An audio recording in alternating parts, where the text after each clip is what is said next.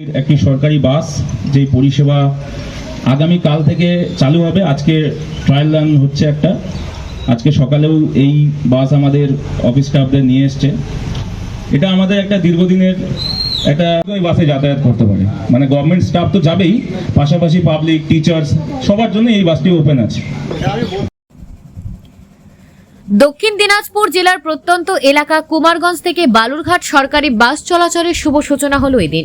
উত্তরবঙ্গ রাষ্ট্রীয় পরিবহন নিগমের বালুরঘাট ডিপোর বাস সরকারি ছুটির দিন বাদে সোম থেকে শুক্র প্রতিদিন সকালে এবং বিকালে যাতায়াত করবে কুমারগঞ্জ বালুরঘাট রুটে। এর ফলে জেলা শহর বালুরঘাটের সাথে কুমারগঞ্জের যোগাযোগের সমস্যা কিছুটা সমাধান হবে। বাস বালুরঘাটের উত্তরবঙ্গ রাষ্ট্রীয় পরিবহনের 5 টার্মিনাল থেকে কুমারগঞ্জের আজাদপুর পর্যন্ত চলাচল করবে। এই দিনের বাস চলাচল সূচনা অনুষ্ঠানে উপস্থিত ছিলেন কুমারগঞ্জের বিধায়ক তথা উত্তরবঙ্গ রাষ্ট্রীয় পরিবহনের বোর্ড ডাইরেক্টর তোরাফ হোসেন মণ্ডল, কুমারগঞ্জের বিডিও শ্রীবাস বিশ্বাস, বালুরঘাট ডিপো ইনচার্জ অশোক কুমার চক্রবর্তী।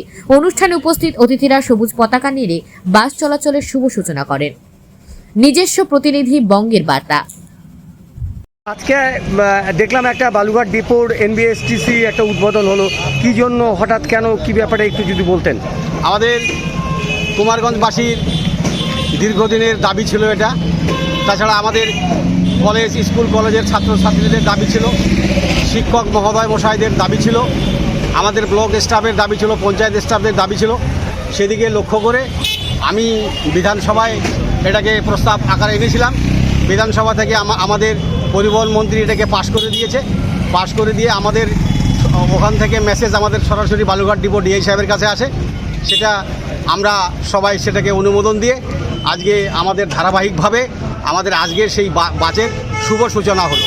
তাতে আমরা আশা রাখি যে আমাদের এলাকার অনেক উপকার হবে এবং আমাদের এই বাসটা চললে আমাদের পঞ্চায়েত স্টাফ বলুন, বিডিও স্টাফ বলুন, ছাত্রছাত্রী বলুন, শিক্ষক বলুন, সবার সময় অল্প সময়ের মধ্যে তারা নিজের নিজের কর্মস্থলে পৌঁছতে পারবে। এটা কি আমজনতা না শুধু অফিস স্টাফের জন্য? না, আমজনতা, অফিস স্টাফ সবার জন্য, মানে সকলেই চড়তে পারবে। সকলেই। এবং ভাড়া এটা কি বেসরকারি গাড়ির থেকে কম আছে? না, বেসরকারি গাড়ির থেকে ভাড়া অনেক কম আছে। অনেক কম আছে। বালুরঘাট থেকে আজাদপুর মোড় পর্যন্ত যাবে, আজাদপুর মোড় থেকে চলবে। ধন্যবাদ।